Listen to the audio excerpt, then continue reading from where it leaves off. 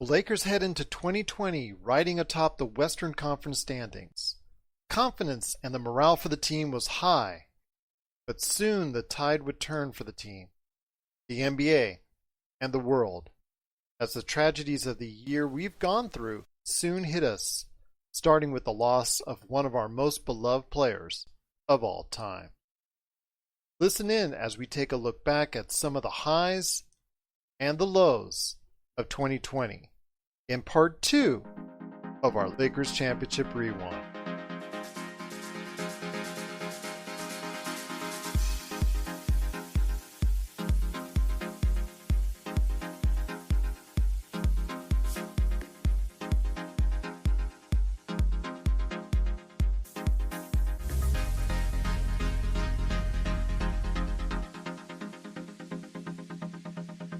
Happy New Year! We're back once again with the Lakers Fast Break podcast. It's Gerald coming right back at you here along with my good friend.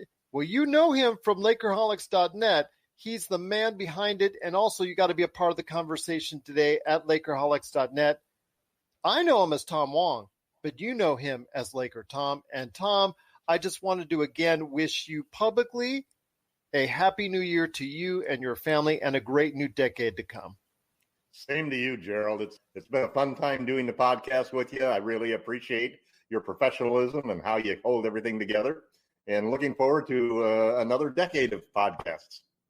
I'm looking forward to as well as also the rise of the Lakerholics.net experience also is coming to fruition as well. Glad to see everything as far as the comments are concerned. Everybody's getting excited about the Lakers season that's coming up in this part of the season. So I'm just so happy for that. The Lakers are looking a little bit better now. The homestand, home cooking as it were, just more excitement has been generated.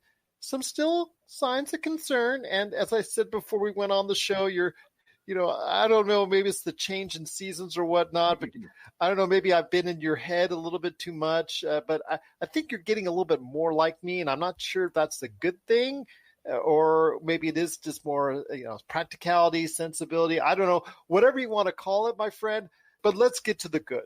The Lakers are now back on a 5-game winning streak. They're now 4 games ahead in the Western Conference of everybody else, which obviously is a good sign. So maybe Frank Vogel maybe can kind of rest maybe LeBron and AD for a game or two, hey, give it up for, maybe a game or two or whatnot. The Knicks are in town, Tuesday, maybe rest one of them, just an idea I'm throwing out there, just saying that, whatnot. But it would be nice, wouldn't it? It would be nice. I think it's smart to go ahead and do that, to say, hey, I'm going to give one or both of you a night off. In fact, you know what? Give them both a night off. Don't worry about the streak against under 500 teams. Give them both a night off so you can go ahead and just get them the type of rest they need. But, LeBron's not going to stand for it. Nah, neither is AD. AD's always had this reputation in previous years of getting dinged up all the time and, and missing games. He'd play 60 games, 70 games a year, but never 82. And it's almost like he's intentionally wanting to make sure that reputation doesn't stick to him on the Lakers, because it doesn't matter how dinged up he is, he's going out there and playing. It's kind of funny. I've been watching the evolution of Frank Vogel's comments from, first being angry that we blew the lead and let teams come back. And then the next game, that was a 36-point lead that we blew. Then the next game we blew a 24-point lead. I was grumbling about that. Last night he was just grateful that we got the win.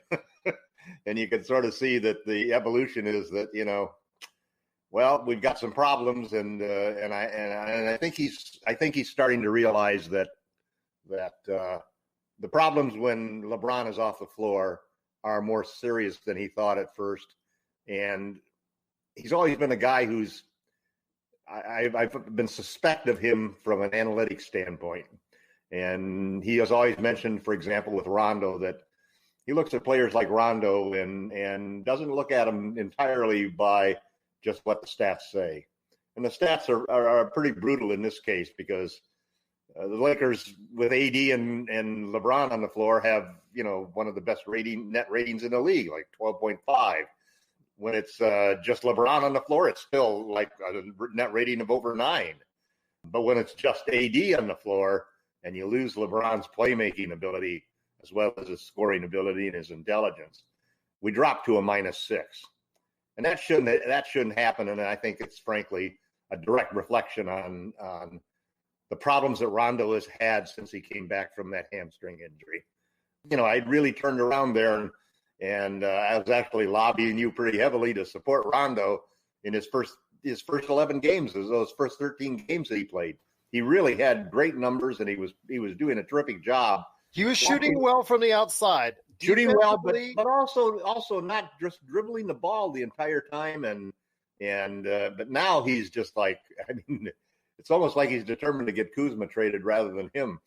You know, the way he's ignoring Kuzma when he cuts and he's open and dribbles the ball down until the clock's run out, and his defense has been horrible.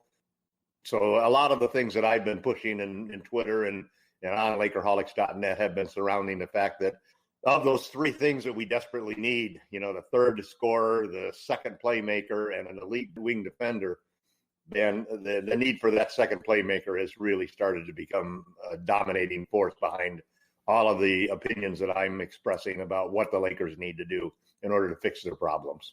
With the Lakers, they seem to do well enough each and every game that puts them out on top. And as long as they stay focused on the defensive end, they're going to be right there at the end.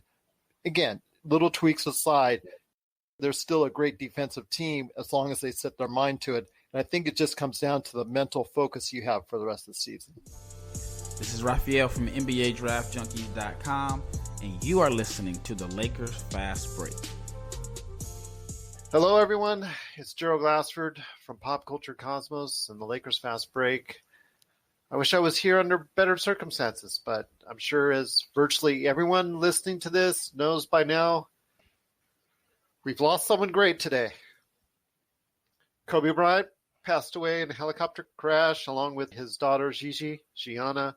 As being reported and updated, 9 people have perished in a helicopter crash outside of Los Angeles in Calabasas. And here today to talk about it with me today, about the tragic death of Kobe Bryant, but also as well the life and what we want to remember from him. He's a good man indeed. We were actually scheduled to go ahead and speak later today on other Lakers issues, but that's being swept under the rug for right now because more important things right now to talk about. But it is my good friend and fellow Lakers fan indeed, Mr. TJ Johnson. And TJ, I wish we were here under better circumstances. I think that's a bit of an understatement. This is hard, man. I know. This is truly hard. Yeah, I was prepared. I was ready, and I've been okay. You know, I pray that he's right with God, and I pray that he got everything lined up and everything taken care of as far as will and things of that nature. But as a fan and as a father to a daughter, and calls and texts and all day in regards to people just checking on me to make sure I'm okay, which just goes to show that that's how deep my love ran for Kobe. People knew. And, you know, as a father, as a husband, I pray for the family, the Bryant family. I pray for his wife. I pray for strength at this time to not only have to bury a husband, to have to not only do that to her husband, but to do that to her child as well is something that I pray that none of us ever feel personally. I can't imagine that pain. I can't imagine that hurt. I can't imagine that turmoil. We're not even forget the basketball aspect of it. We're just talking about Kobe Bryant as a person. 5 years removed from being retired, eligible to go into the Hall of Fame this year. He was really just starting to get going, you know, and it's right after retirement. A lot of players tend to not know what they want to do, how they want to do things, how they want to move forward, how they want to take on that next stage. And Kobe Bryant wasn't one of those. Kobe Bryant knew exactly what he wanted to do. He knew how he wanted to do it, and he knew exactly the way he wanted to go about getting it done. And he did exactly that. He took the same mantra, that same Mamba mentality that he kept on the basketball court, and he applied it to life after basketball, which a lot of players, be professional basketball, professional football, professional any type of sport, haven't been able to do. And, he was able to finally be a dad. Not that he wasn't a dad before, but when you're a professional athlete, you're on the road and, you miss things like birthdays. You miss things like, Christmas if you're playing on Christmas Day or things of that nature. You miss those type of events. And for him to have been able to, for the last 4.5 going on 5 years, been able to be a dad and be able to be to Gianna's games and spend as much time with Gianna as he has been. I'm grateful as a fan to have been able to see that aspect of his life. It's Gerald Glassford coming right back at you here, and still is a very dark time for Los Angeles Lakers fans around the world and basketball fans in general, because we're still mourning the death of one of the greatest basketball players to ever play the game, Kobe Bean Bryant, who passed away in a helicopter crash along with his daughter Gigi, aka Gianna, and 7 others in a helicopter crash in the Calabasas area in Southern California. It's just been a dark time for a lot of people out there, but we're all trying to get through it. We're all trying to pull through it together. Talking about it, I think, has helped a lot for a lot of people about their feelings, about their memories, about everything that they've gone on and known, about how they felt and what they've seen when it comes to Kobe Bryant. And here with me today is a good friend to talk about it, a man who I've come to know through the show and also through his awesome site, Lakerholics.net. If you want to go ahead and talk more about Kobe, your thoughts, your feelings, your memories, there's no better place I'd go than Lakerholics.net to be part of the conversation today. I know him as Tom Wong, and every show I start talking to him and know him as well as Laker Tom. And Laker Tom, I tell you what, it's a dark time right now for us Laker fans, but we're going to have to pull on through. Well, I think that I can't remember a day as bad as Sunday in a long time. When I got the news of the accident, the only thing I could do is say, please, God, no, that can't happen. It was just such a tragic thing. And then you get the different news of what's happening and so forth. Such a tragedy. And Kobe was such a big part of everything that is Lakers that it's hard to handle the news. I know on the site, it's just been a constant mourning.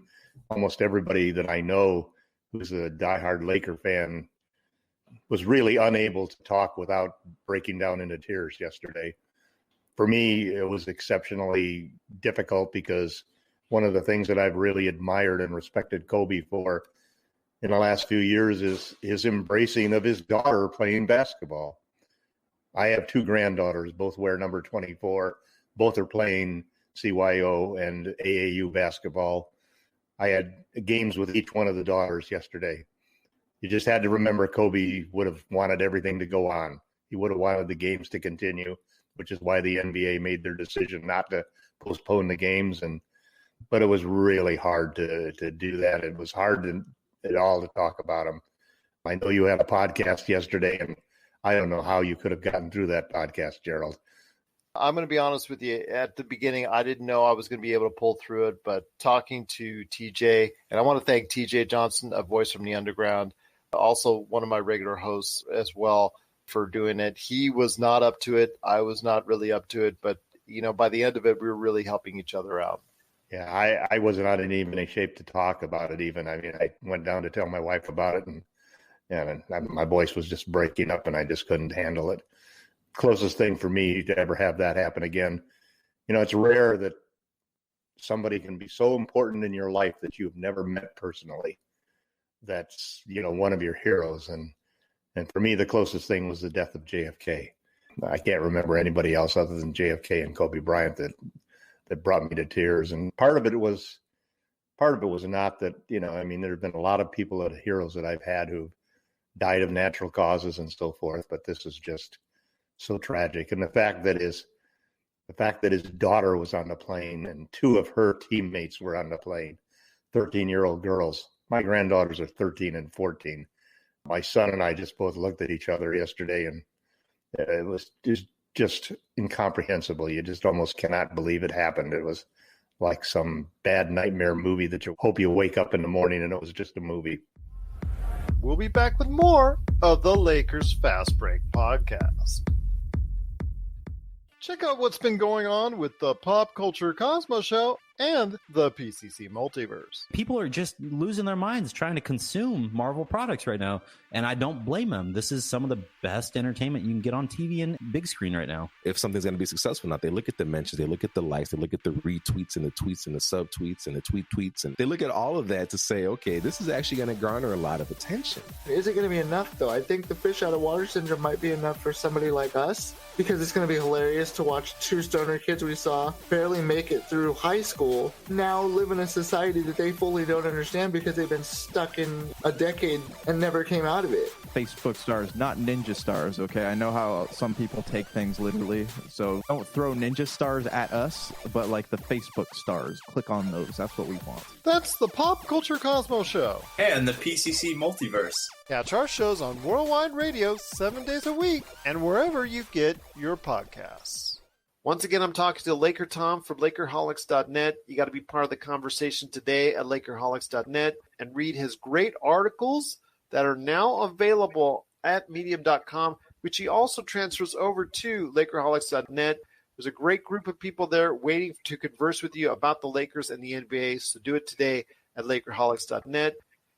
I want to ask you this, heading into the last part of the season, what are some of the things that the Lakers need to focus on in this last part of the season to get tuned up for the playoff run? One of the interesting thoughts is that Frank Vogel has actually said to people that we're not going to show everything we have before the playoffs. All of the discussions we've had in the past about Anthony Davis playing at center have had Anthony coming out very clearly saying, hey, I don't mind playing center when the playoffs come. The Lakers have done a great job with the combo center of JaVale McGee and Dwight Howard. They have just terrific defensive ratings, terrific rebounding ratings, especially on the offensive glass. Sometimes it doesn't work out because when teams go small like Houston, they play those two right off the court. Yeah, and it is, and what's difficult about it is that you know that teams like the Clippers who sag in on the Lakers and dare us to shoot from outside and turn the game into, you know, whether or not we can hit our threes. It's hard when you only got 2 3-point shooters out there and you've got JaVale McGee or Dwight Howard holding one of those spots, and then Rajon Rondo comes in and holds another spot. I think one of the adjustments that we will see, and I also am not one of those who think that you can just pull something off in the playoffs and have it work. You need to actually practice this kind of stuff. And during the season, you don't have time to practice things really. So I expect the Lakers to play a lot more small ball with AD on the floor and LeBron off. I think they'll start surrounding him with more shooters. I don't think we'll see as many people in the rotation as we've seen before, as we've seen up to now. I think we're going to see a narrowing of the rotation. I think there will be some load management in keeping LeBron and AD's minutes down. I expect a big reduction in Rondo's minutes going forward, unless he's just really red hot right off of the bat in a game. I think he may end up spending a lot of time on the pine. They can spin it however they want. They're saving playoff Rondo for the playoffs because that's fine with me, and I'm sure it's fine with you.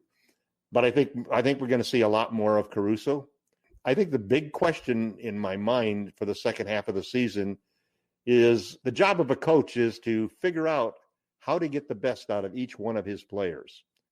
And I think Frank Vogel has done a good job with that, with 2 exceptions. One exception is Anthony Davis. I think when Anthony Davis is alone without LeBron James to feed him, Vogel needs to try lots of different things to try to get him going and really take advantage of that superstar ability that he has, because he really hasn't done a good enough job now of optimizing Anthony's talent when he's playing without LeBron. And then the second player I think falls into that same category as Kyle Kuzma. We didn't trade Kuzma at the trade deadline, and I think it was really probably more that we just didn't get the offer that we felt was worth it. But that's not going to protect Kuzma this summer. This summer, we will have a first-round draft choice to offer. We will have 3 guys who had no trade. I don't know if you can't trade it right away. You remember that because of the. No, but you can trade it on draft day. Yeah, that's true. You can trade the individual. You can trade it on draft day, and now everybody knows that, so they'll work that out. You've got really 3 players: JaVale McGee, Rajon Rondo, and Kentavious Caldwell-Pope, who, because their bird rights would be at risk if they were traded immediately after signing, could not be traded at the trade deadline, but will be eligible should they re-up, and all three of them are likely to re-up, especially if we win a championship. So all of a sudden, you've got a $8 million a year guy, a $5 million a year guy, and a $4 million a year guy that you can now all of a sudden add to the trade assets that you had before. So we're going to be in a lot better situation in the summer. Then also next year, because we're going to be over the salary cap, we have the opportunity to get the full MLE, which is $10 million a year. So there's a lot of weapons that the Lakers will have to improve the team next year, even without giving up, let's say, the possibility of creating almost max money to offer to Giannis to sign with the Lakers in 2021. Bogle has to really find out what's the key to getting Kuzma going, because he hasn't gotten going. He's still now ranking 10th or 11th on the team in net rating, and he's still not producing and contributing anything close to what it is. And if his value goes down by the end of the year, that's not going to help the Lakers. They really need him to come along and start averaging 17, 18 points per game, start picking up his minutes and so forth, taking minutes away from some of the other guys at the end of the bench. And so I think the focus that Bogle has for the second half of the season is really to do a better job of optimizing the talent that he's got in those two guys and the potential to help the team with those two guys. And if he can do that, that will put us in a really good situation, both entering the playoffs as a better team with more weapons and a tighter rotation. And it'll also give us a trade asset in the summertime. So I think the Lakers have a good opportunity to finish this season strong, and I think we'll win the championship. And if we do, then we'll even be better next year. The team was still in mourning for Kobe and Gigi Bryant, but were still committed to playing the best basketball as a pair of wins over their much-believed two top rivals, the Clippers and the Bucks, in back-to-back games would put the team back in front in the NBA title chase. But the league itself and the world would soon come face-to-face with a deadly pandemic that brought everything to a crashing halt. It's been a wild ride these past 24 hours with everything going on with the coronavirus, and the NBA has had to make a lot of decisions on the fly, ever-changing situation going on with the coronavirus. At first, the Board of Governors from the NBA had decided that they were going to play in front of no crowds after last night's games. Unfortunately, that changed due to one member of the Utah Jazz, rumored to be Rudy Gobert, who had originally, earlier this week, mocked the coronavirus and said it wasn't that serious. Well, if that's the case and he has it now, I don't think he's laughing very much at this point in time. And it looks like on top of that, he may have gotten Donovan Mitchell sick as well. So we're going to be discussing that real quick as far as the impact of what's going on, because the NBA has decided at the last minute to not only cancel that game, the game against the Pelicans and the Kings, and also they canceled the rest of the season for right now, suspending it until an indefinite date. We don't even know when. We don't have any time frame or anything going on. A lot of fans are confused. A lot of fans are disappointed right now. But here to discuss that with me today is my good friend. I know him as Tom Wong, but you know him as the man behind Lakerholics.net. Be part of the conversation today at Lakerholics.net. And Laker Tom, I don't know, man. It's just been a wild, crazy 24 hours. I know I was talking to TJ Johnson about it at length, but even after we went off the air, it changed even more. Boy, what a shocker. As I told you before we got on the air, it was like a punch to the gut. You know, the Lakers are doing so well, looking like they're really getting in tone for the playoffs. And then you get hit with this. And it's also been the punches left and right that's happening with the whole economy, with all sorts of people getting sick in different areas. The lackluster effort by the government at this point in time to get ahead of the entire virus situation. You feel like, especially when you're older, like my wife and I are, and we've both had medical issues in the past, that you just want to hunker down. And unfortunately, you can't even watch NBA games and hunker down. Major League Baseball is going to follow in the same thing. Hockey has followed. Major League Soccer has followed. Concerts are being canceled. political convention or political rallies are being canceled, even by Trump. Broadway's been canceled. Yeah, so many different facets of our lives have been canceled and put on hold. So many things around the world, soccer events, you name it, rock concerts, music festivals, conventions like you had spoken of. I know for a fact NAB, E3, CinemaCon, so many. Even movie releases are getting postponed because that's correct. Nobody's going to want to go into a theater and sit down, A Quiet Place Part 2 was moved out indefinitely because it was opening next week. I do want to say we're wishing everyone good health and continued good health. Just do what you can to protect yourselves and your family out there. But Laker Tom, the impact on this, we've never seen anything like this before, at least in the modern times. And the financial aspect of this and the damage to it, it's just almost incalculable. Got a lot more to come because this thing is not going to get better before it gets worse. And we look at it from the NBA thing, and the NBA is just a little microcosm of what's really happening around the whole world. And our inability to have done the testing that we should have been doing really at the start has put us really behind the eight ball.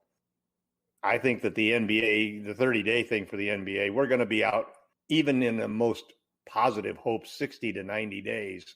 And there's still a good chance that the season could just be plain canceled. They're going to try to hold on as long as they can, but the ramifications that go beyond the sport almost dwarf the little subjects that we're going to talk about here today. And that's the toughest thing to deal with, that people are going to lose their lives because of this. On top of that, a lot of people who just have everyday jobs are going to lose what little savings. I mean, what were the statistics that the average American family cannot handle a $300 emergency? This is going to put a lot of people in really serious trouble. So it's almost hard and it's almost silly for us to be talking about what its ramifications are on the NBA.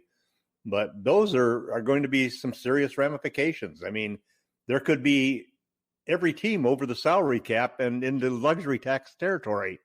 They're going to have to renegotiate the CBA next year, especially if they cancel a season. The revenue of the teams is going to go down dramatically. Jamie Sweet on our blog posts a normal 5 things article every few days usually about games. And this time he posted 5 things about the coronavirus and the NBA suspension and how it's going to affect it. And one of the things he pointed out, he said, is the entire infrastructure for supporting NBA games, all of the guys who take the tickets, that clean the arena, that prepare the food, that handle the parking, all of those people, what are they going to do for a living? How are they going to survive during this period of time? Players, hopefully, in the Players Association and the NBA will make some moves to take care of them. But then you've got all of the other people, the restaurants that are going to be closing, the stores that are going to be closing, and it's just going to have huge ramifications that is going to really, when you combine it with the oil crises and the obvious direction that we're headed toward for a recession, it's going to really have some major consequences that are going to affect daily life of everybody in this country and not just a few basketball players. This is Gerald Glassford, and you're listening to the Lakers Championship Rewind right here at the Lakers Fast Break Podcast. Hey, Lakers fans! Looking for the best place to go for up-to-date news, information, original videos, articles, podcasts, opinion pieces, and discussions about the world champion Los Angeles Lakers? Well, look no further than Lakerholics.com. With a legion of followers always there talking about everything Lakers and the NBA, there's no better place to go to share your fandom as the team heads toward another championship run. So stop by and be part of the conversation today at Lakerholics.com. On the verge of what could be an announcement this week, although I will ask our guest about the rest of the season that could take place for the NBA. There's still so many troubling things about what's going on right now within our society and within our culture. Things that are going down, obviously, due to this stemming from the death of George Floyd, just being the tipping point in our society for some real action that needs to be made. Some of it's been good. Some of it's been positive as far as the dialogue and also the protesting. And some of it hasn't been good as far as the looting and the violence. And here to talk about that, plus what the NBA has in mind for the rest of the season, plus a little bit more than that if we have time, is my good friend. You got to go ahead and check out what he's doing today at Lakerholics.net. Be part of the conversation today at Lakerholics.net. It is a good man indeed. I know him as Tom Wong, but you know him as Laker Tom. And Laker Tom, I'm sorry if I'm not in the greatest of moods because of what's going on in our country. It's not really a time to be jovial, but we do have to go ahead and address the issues. And as somebody who wants to go ahead and update people on what's going on with the NBA and all the rumors out there, this cannot go unnoticed as well. It's tough times for all of us watching what's going on in the country, and it's heartbreaking in many ways and hopefully encouraging. As I said before the show, I've always been a believer that out of great tragedies come great triumphs. So I'm hoping that all of these various things that are happening that are destroying our country, the COVID-19 pandemic, the economic chaos that's resulting from it, and now the racial strife that's running across the country, I'm hoping that we can find people inspired by the needs that are so desperate out there that we're going to see a great solutions come before us, and starting with an election that really turns things around. As you said, it's just one of those tough times, and it sort of just derails everything that you're thinking about with basketball, and it's hard to separate it, and it's hard to keep the politics out of it, even on the website. We generally don't talk on Lakerholics.net about politics. I've let some of that come through when we had the pandemic, and then we backed off of it again, and now it's almost inevitable that you almost have to talk about it just because of the positions taken by many of the Lakers players, many of the NBA stars, many of the people involved in the sport, right at a point in time when the NBA is getting ready to make a decision on what they're going to do. You don't want to detract from the announcement, and you also want to have time to absorb the impact and repercussions that could come out of this entire thing. I'm just praying that we'll see cooler heads prevail and more examples of peaceful cooperation between the police departments and the protesters. There were some just heartwarming situations where police officers knelt down with protesters and walked and marched with them and so forth. And those are the types of approaches that we have to have if we're going to solve an endemic problem like the racism in this country. Absolutely, because I believe there is systemic racism in our country. We've seen it come to light on many occasions, too numerous to count. It is a tragedy that has long been overdue in trying to be fixed, and the voices have been out there trying to speak about this for many years, but not enough people have been wanting to listen. And hopefully now this isn't going to be just part of another vicious cycle where this tragedy about George Floyd and Ahmaud Arbery and others that have had to endure and had to go through and lost their lives for continue on spiraling down. It just is another part of this vicious circle that we're continuing in year, 2 years, 3 years from down the line, as we seem to continuously do. I mean, Charlottesville all over again. And before that, of what I remember in Southern California during Rodney King and the unfortunate events there, and just it's just a tragedy, and this should already have been stopped, and unfortunately it hasn't been yet, and there is a need to act, and there's a need to protest, and there's a need to go ahead and voice your opinions. It needs to be everybody. It needs to be everybody that says, you know what, this has got to stop, and this has got to stop now. And this has led to a lot of violence, a lot of looting, a lot of damage, a lot of property being destroyed, a lot of people being injured or killed, a lot of reporters, which, you know, for me with my journalism background is truly disheartening to hear that journalists are being caught in the fray and being intentionally targeted by both police primarily, which is even more troubling. But the issue of systemic racism has to be stopped. It has to be quashed. It has to be dealt with. And there's got to be some point in time where people draw a line in the sand. They're drawing that line in the sand right now, and It's just got to be dealt with. It's got to be dealt with sooner rather than later. Is my good friend right here. You got to check out what he's doing today at NBA Draft Junkies. It is Rafael Barlow. And Rafael, thanks so much for being part of the show. And all right, my friend, a lot of tough things that we're going through. I've been checking out a lot of social media, including what you've had to say as well. Some very troubling times. But as I said on yesterday's show, it's a vicious cycle. It's been going on for hundreds of years. Just a vicious cycle going forward and forward and forward. And we're speaking out and protesting and doing all these things again that we have done before and should be more forceful about, especially from people of my ethnicity, about the wrongs and the injustices in our lives. And, you know, obviously it's been culminated with the unfortunate death and murder of George Floyd. But I wanted to hear your thoughts on this, but also a little later on, I also wanted to hear your thoughts on how the NBA, which you know has been, of the four major sports in this country, more progressive, how they should be able to handle it. But I want to hear your thoughts, and the floor is yours, my friend. I want to know exactly, in this type of situation, what is it that we truly need to be looking for?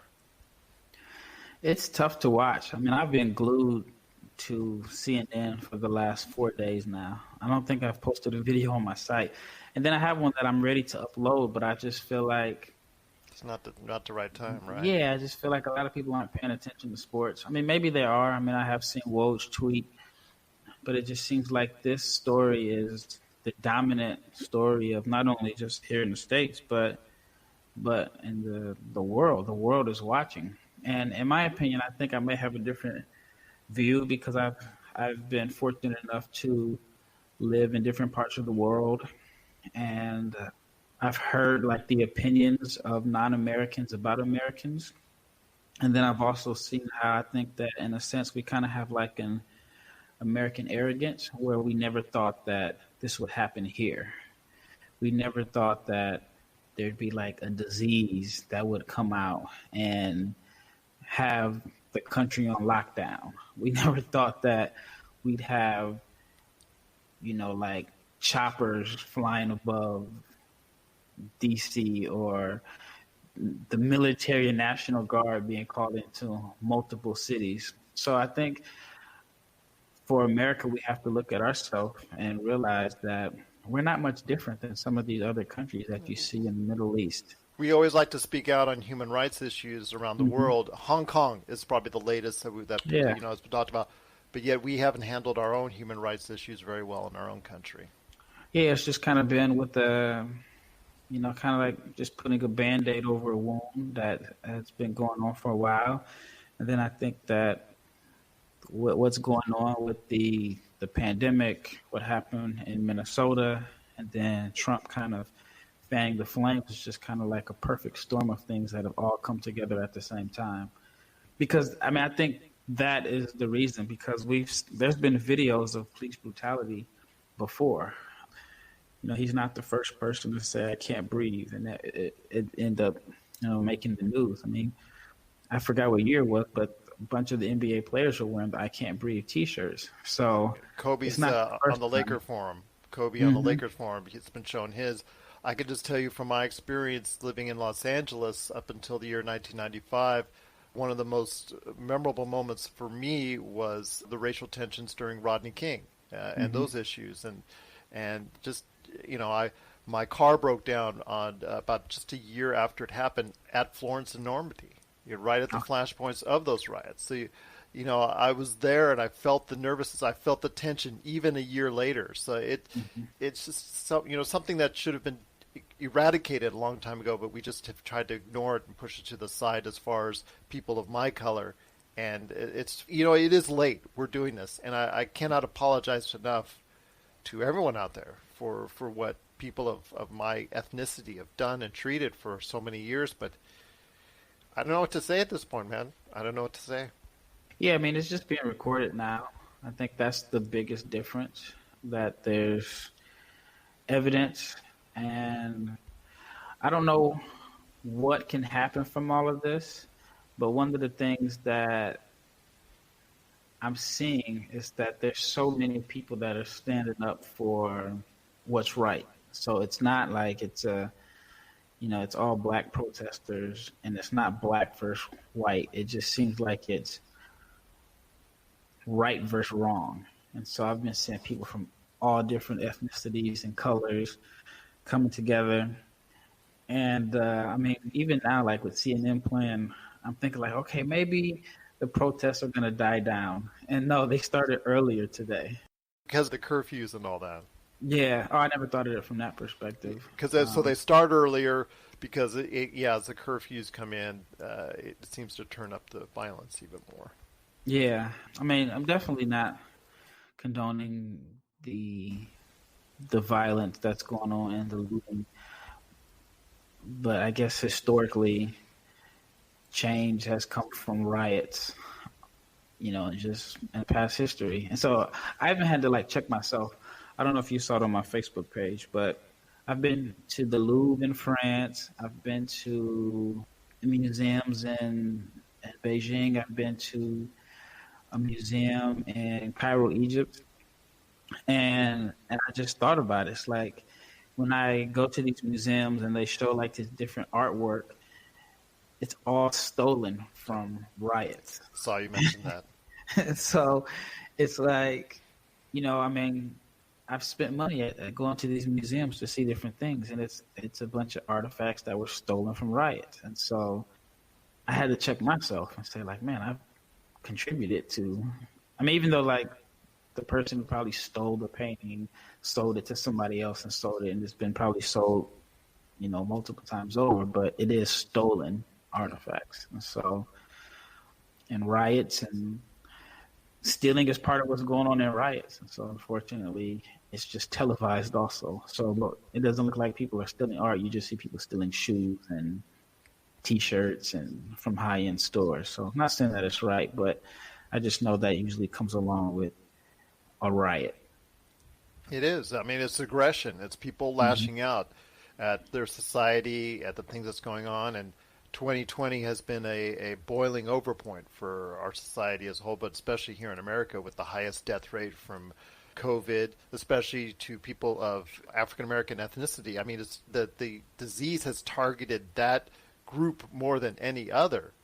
From what we're seeing in the statistics, is that it's just very tragic, and you're seeing all this boil over into a lot of aggression and the rhetoric that's been distributed out there by our current president, and just fanning the flames, and just it's been tragic. It's been a sense of frustration, and while the looting and the violence is not something that we want to see, is like you said, it's just something that often correlates itself. It's usually peaceful protests, but you'll see a segment of the population take out their frustrations in a different manner. Yeah, I mean, they were going crazy in New York last night. I've been staying up to like 1 o'clock Central Time, just watching. And even more interesting is, like in some cities, it's not being shown on the local news, and it's only been on CNN. So some people aren't even really aware of everything that's going on in their city. But I just don't know when it's going to end. I mean, I thought, okay, maybe it'll slow down on Monday. Then it just looks like it's still going on. I hope it doesn't get to the point where it ends up being like people versus the military. Yeah. And so I think that's what Trump wants. He keeps using the word domination. And so even like the tweets that he posted today, he felt like DC was successful because they dominated the protesters. So I'm just kind of just amazed. Because, I mean, you think about it, like, we've watched the news and we've seen, like, the riots and the protests and the wars going on in the Middle East and, like, the Lebanons and the Israels. And even, like, when they have their protests and riots in, like, Europe. But we never think, like, that can happen here, And if it does, we may think, like, it may happen in one city, but not every major city has had their own form of protest, some peaceful, but a lot of them have not ended peacefully. It's been a shame to see Americans turning on Americans, and the people who we look upon to protect our society and our police are quickly, in some occasions, mistreating others. We've already seen it. This was the root of it But we're seeing it even now each and every day where police officers, the boiling over point has happened and they're already striking out and lashing out against protesters, against journalists, which is also very troubling to me. It's wrong. It's wrong on every level. And there's so many mistakes being made continuously. We just don't learn from these mistakes. You said when you were going to the museums and seeing those artifacts, which were stolen in and of themselves, it shows us right there that from history, we just don't learn from our mistakes. With the coronavirus still wreaking havoc and protests worldwide over racial injustice still very much at the forefront, no one was really sure if the NBA could or should return to action at any point in time in the near future. But the league did finally make a decision, and it would be one that the Lakers and their fans would not soon forget. In the final part of our journey, we'll play back how we covered the best of those moments. So make sure you keep tuning into us right here on the Lakers Fast Break channel as we remember the defining moments of the 2019-2020 season in our Lakers Championship Rewind. This is Gerald Glassford. Thanks so much for listening, and we'll catch you next time right here at the Lakers Fast Break Podcast.